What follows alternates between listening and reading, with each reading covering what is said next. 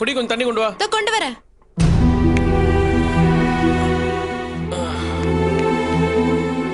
அண்ணி வாங்க, நீ எப்படி இருக்கீங்க? எங்க உங்க அருமை பொண்டாட்டி? ஏன் எதுக்கு அவளை கேக்குறீங்க? எதுக்கா? தேடி வந்து விளக்கமாத்தால் அடி வாங்கிக்கணும்னு ஒரு வேண்டுதல். எனக்கு தான் எத்தனை தடவை பட்டாலும் அறிவே வர மாட்டேங்குதே. அண்ணி ஏன் நீ இப்படி டென்ஷனா பேசுறீங்க? வாடி என் நல்லவளே, உனக்குலாம் கொஞ்சம் கூட நன்றியே கிடையாதா? உனக்கு நல்லது செய்ய நினைக்கிறவங்கள வம்பள மாட்டி விட்டுட்டு வேடிக்கை பாக்குறியா? அண்ணி ஏன் இப்படி டென்ஷனா பேசுறீங்க? கொஞ்சம் பொறுமையா பேசுங்க. ஆத்திரப்பட்டு இஷ்டத்துக்கு பேசாதீங்க.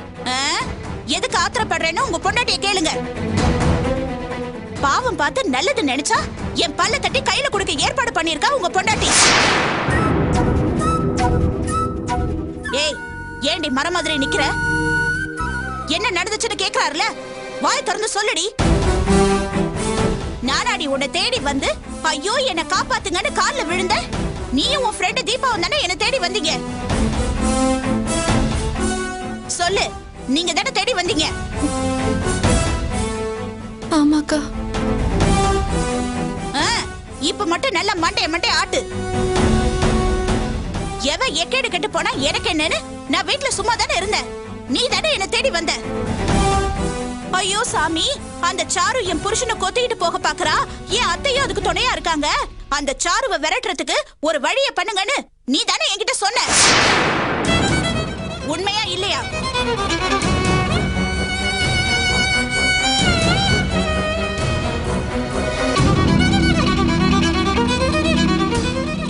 என்ன நீ சொல்றீங்க? இவ சாரு வெளிய அனுப்ப சொன்னால? இத பாருங்க, என்கிட்ட எதுவும் கேட்காதீங்க. எல்லாத்துக்கும் காரணம் உங்க பொண்டாட்டி தான். என்கிட்ட உதவின்னு வந்து கால்ல விழுந்துட்டு இப்ப நல்லவ மாதிரி நிக்கிறா. அங்க உங்க அம்மாவும் தங்கச்சியும் வீடு ஏறி வந்து நான் தான் இவ்வளவு தூண்டி விட்டு வேடிக்கை பாக்குறேன்னு என்ன கொண்டு குடல உருவுறாங்க. ஏடி, நான் தான் உன்னை தூண்டி விட்டு வேடிக்கை பாக்குறானா? உன் புருஷனை எந்த சாரு மோர தயிர் வந்து கொத்திட்டு போனா எனக்கு என்ன வந்துச்சு? நீ எதுக்கு அங்க நடக்கிறது இங்கேயும் இங்கே நடக்கிறது அங்கேயும் சொல்லி என்ன வம்பள மாட்டி விடுற? அண்ணி போத விடுங்க. தப்பு இவளே பண்ணிருந்தாலும் என்ன எதுன்றது நானே விசாரிக்கிறேன். நீங்க அமைதியா போங்க. ஏன் பேச மாட்டீங்க? நீங்க தப்பு பண்ணவன தனியா உட்கார வச்சு பாசத்தோட விசாரிப்பீங்க. அங்க உங்க அண்ணன் கண்ணத்துல சூடு பறக்க அடிச்சு கண்ணப்படி கேள்வி கேக்குறாரு. என்னது? புவி அடிச்சானா? பின்ன ஆத்தால மகளும் வந்து ஏத்தி விட்டா அடிக்காம 5 பவுன் செயினா போடுவாங்க. எங்களுக்குள்ள 1000 சண்டை வந்திருக்கு. உங்க அண்ணன் என்னைக்காவது என் மேல கை வச்சிருக்காரா? இன்னைக்கு இவ்வளவுதான் நான் அடி வாங்கியிருக்கேன். ஏய், உனக்கு கொஞ்சமா மூளை இருக்கா? எதுக்கு இவ்வளவு பெரிய பிரச்சனை எடுத்து விட்டுருக்க?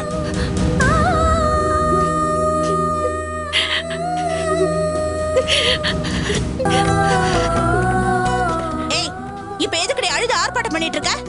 நீ பொங்கி பொங்கி அழுதுட்டா உன்னை எல்லாரும் நல்லவன் நம்பிடுவாங்களா?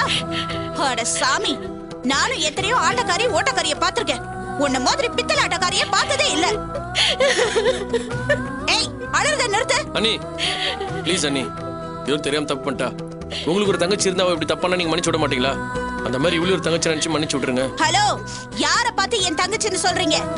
இப்படி ஒருத்தைய தங்கச்சின்னு சொன்னா சொன்னவ விளங்காம போயிடுவா. அண்ணி,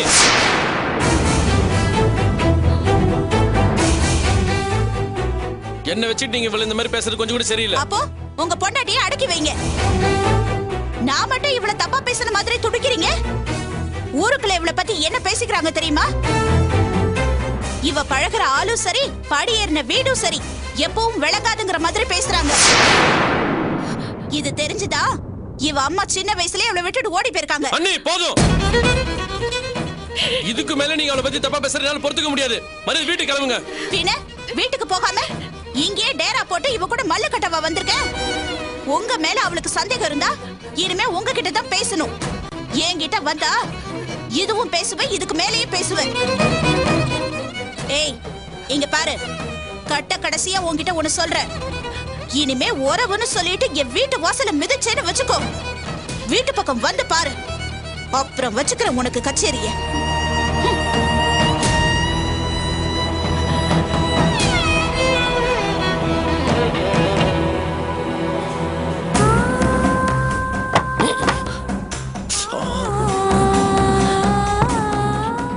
நான் வேணும்னு எதையும் சொல்லலைங்க. அவங்க தப்பு புரிஞ்சுக்கிட்டு வந்து என் மேல கோவப்படுறாங்க. போதும், நிறுத்து. என்னையும் சரி சந்தேகப்பட்டல. உன் சித்தி நீங்க வந்து என்ன அவமானப்படுத்ததும் நீ என்ன சந்தேகப்படுறதும் பெருசா வித்தியாசமே இல்ல. ரெண்டும் ஒண்ணுதான். என்ன இப்படி அவமானப்படுத்திட்டியா துளசி?